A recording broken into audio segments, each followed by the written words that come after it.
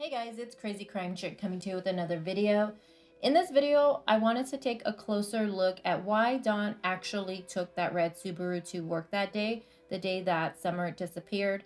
Now, we know that car is Candace's, and it said that Dawn had actually bought her that as a gift. Now, I'm going to first play a little clip from Chris from the Interview Rooms channel. He did an interview with Dawn that we have all watched, we've all analyzed. There's a little clip on there where Dawn explains the reason why he took the Subaru that day. So you leave the house. What car do you take that day? I forget. I had the Subaru that day. Okay, well, why didn't you take your truck that day? People are going to ask. Well, because the car was just sitting there, and I'm paying these payments, $600 a month plus the insurance, and it's just sitting there. And I thought, well, I may as well get some use out of it. And I threw all my tools in there and started driving it for a little while, just because, Yeah. And so I mainly bought it. Yeah. So you take the truck, or the car.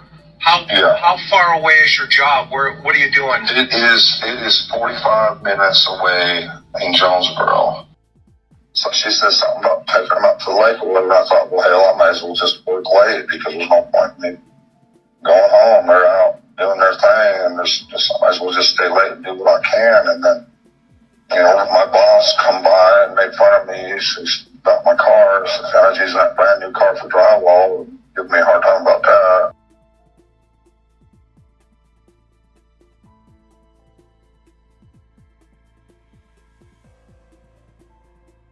Up here where this house is on the left is our road.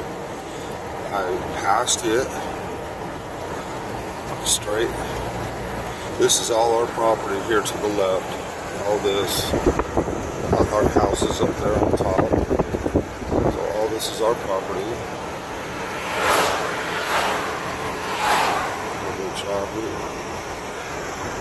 So I turn straight away in here.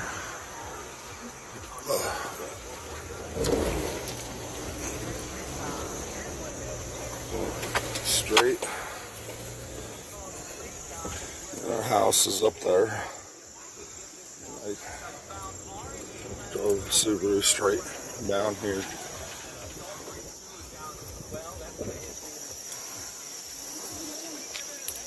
To the creek here. I went down this hill right here.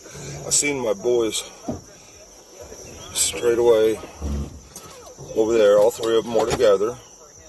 And I looked over to my left over this way, and I seen my neighbor over there. And that's when I knew something was very, very wrong. And then, so I hollered several times and screamed for Summer. And of course, no reply. Now, after Don recorded himself driving to the property, he was on Voices Behind the Walls channel, and Perry Boy asks him a question. Now, I want you guys to really pay attention to what Don says. Oh, one thing I wanted to ask you, I think you've mentioned this, but your work truck, it's two-wheel drive, right? Yep. Yep, two-wheel drive. All right, because I got to do a video and talk about why you didn't take your truck down when you retraced your steps. Because a two-wheel drive half ton, you wouldn't get out of there. You could get down there, but you ain't getting back. Get down where? When you retraced your steps and went down to that creek. Right. Yeah. Yeah, the two-wheel drive the truck would have got down there, right? But there ain't no way to come back up out of there. Plus, it's white, and you can see a red car. Mm-hmm. So Don just said right now that his work truck, the white one, it's a two-wheeler. And yes, it'd be able to get down to that area, but it would not be able to get back up. Now, he also says, plus, it's white, and you can see a red car. Well, why would that even matter? The color of the car that day. I think it's interesting because he also brings that up about how his boss noticed him because of the red car. Was he trying to stand out that day? Was he trying to get noticed, maybe for an alibi or something? I don't know. I just think it's really strange that the one day Dawn's going to need to get down to that area is the day that Summer goes missing and he takes the red Subaru. Now, I've been thinking about this whole abduction theory. If it's from somebody who knew that property and had been up there before, wouldn't they know that that was Dawn's white truck? Wouldn't that be more of a high risk to go kidnap her while her father is there? I mean, if this kidnapper knew the family and knew the property, they would have seen Dawn's white truck there and Candace's red Subaru gone. How do they even know Summer was there? I mean, if the red Subaru is gone, you would think that's Candace's and she left. How did this kidnapper know that Summer didn't go with her mom somewhere? And if it was someone that didn't know the property or know the family at all, well, how did they even know Summer was up there? How do they even know anyone was up there? It's not like you can see the property from the road. You would literally have to climb that dog trail or the trail behind the bus or go up the driveway.